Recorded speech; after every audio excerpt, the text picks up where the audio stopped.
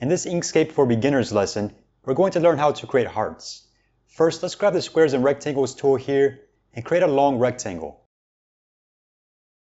Let's turn it red by clicking the red swatch in the color palette. Now let's drag this top right handle of the rectangle all the way down to round the corners. Next, we want to create another rectangle starting about a third of the way from the bottom of the other one and extending beyond the bottom. Now let's switch to the Select tool, select both objects, and go to Path Difference to cut off the bottom of the first rectangle. Now let's click the object again to get the rotation handles, then grab the top right handle, hold Ctrl, and rotate it down 3 times until it's rotated 45 degrees. Now let's duplicate this object by pressing Ctrl D, then flip it horizontally by pressing the H key. Then with cusp node snapping enabled here, let's drag it over until the bottom nodes snap together.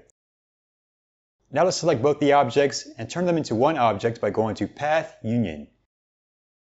Now we have a heart. And we can duplicate it with Ctrl D, move it somewhere else, change the color, rotate it. And if we click it again, we can get the scale handles and change the size of the heart if we want. If we hold Ctrl, it will constrain the width and height ratio.